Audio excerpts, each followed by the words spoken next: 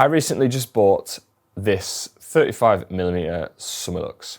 And in this video I wanted to talk about why, considering the fact that for almost the entirety of last year I used the 28mm. But before we get into all that, let's go take some photos.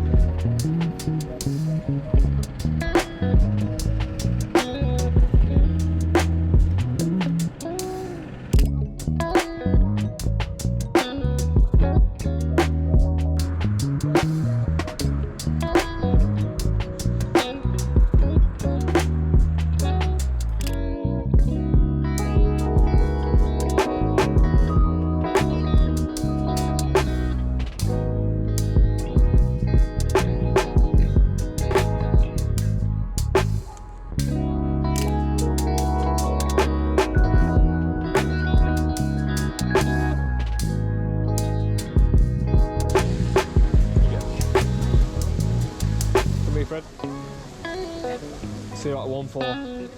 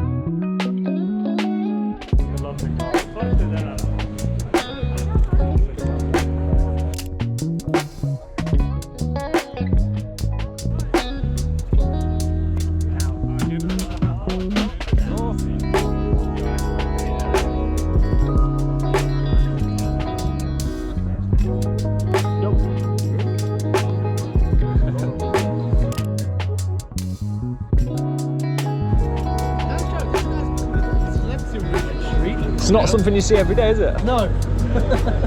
I haven't seen one all year. What kind of stuff does he eat? Doesn't he? But the things I feed him is like crickets, locusts. I think beetles, but I've never fed him beetles. Nice. When I get onto the fruit, he can eat, I think, raspberries, blackberries, strawberries, Loving mango. It. Yeah. And I think parsley and the other herbs that I can't remember the name of right now. Because there's too bloody many, if I'm honest. Whoa! Alright, wait. Who's off? Wait. Who's off? Hold on, I'm putting him down. There we go.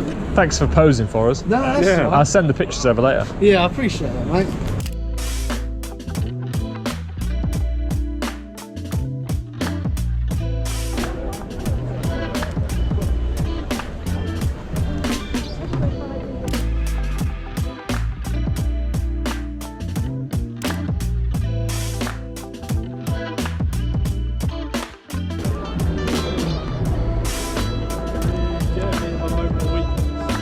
Looks sad they do it.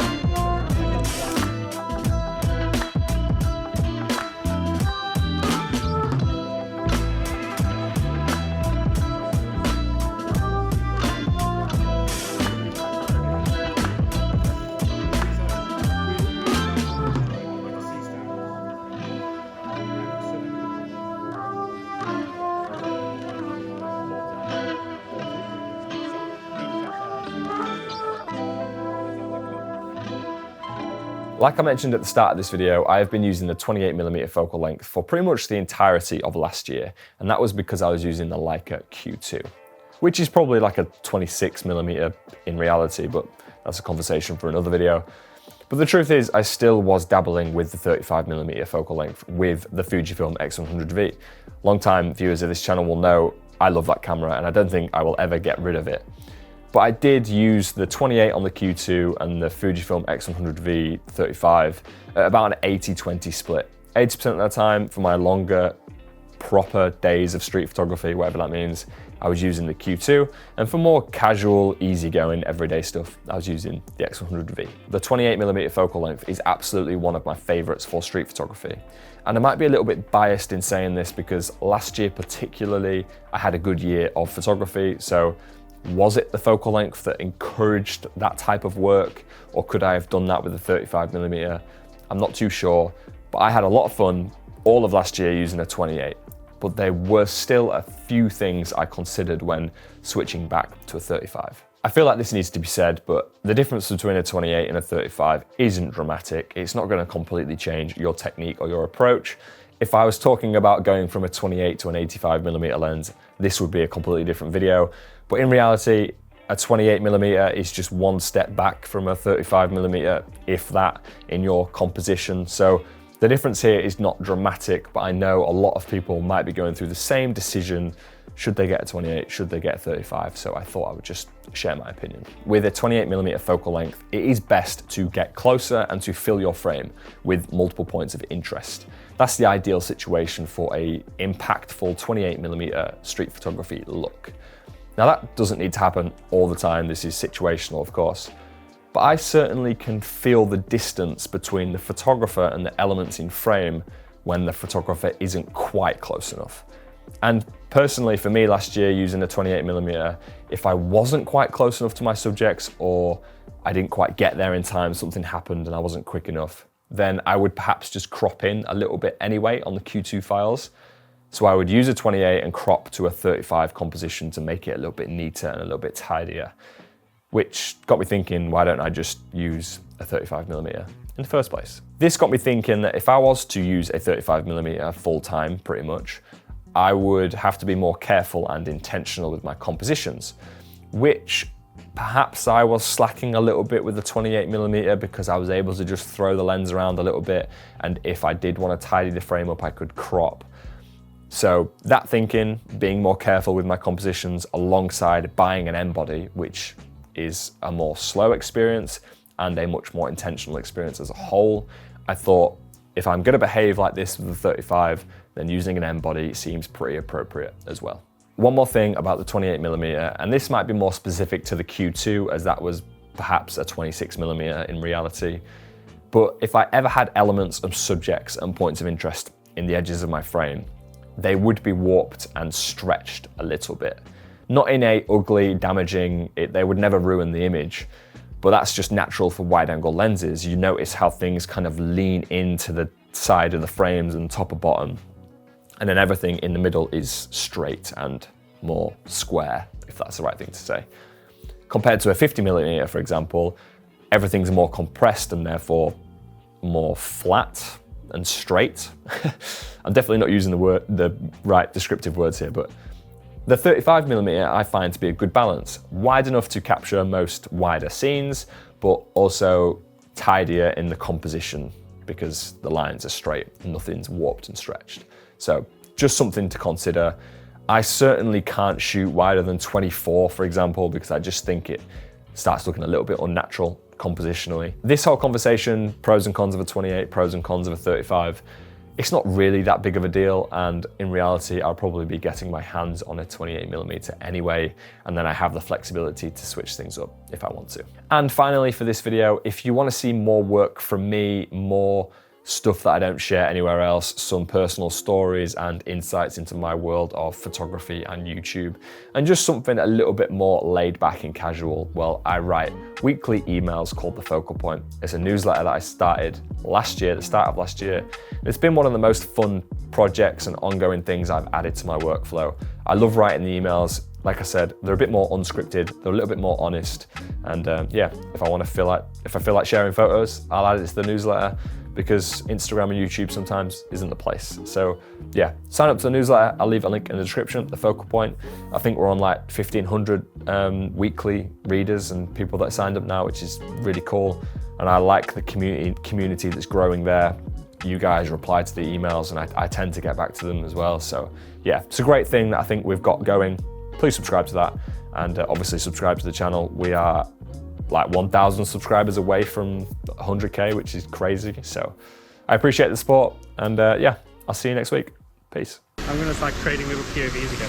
Oh yeah. But I'm going to use it to hold myself accountable. I'm going to shoot a year of black and white, and I'm going to use POVs to keep myself accountable, because if people see it and I've stated it. Do you think when it's August, you're going to miss Portrait 400? I will. I reckon you'll be fine by then, Kenny. Yeah, you'll be so in. Maybe like one video a month. Well, I'm filming, so I just got you saying that. So Kenny's doing one POV a month starting January. You're going to pop it onto your video. Yeah, that has to happen now.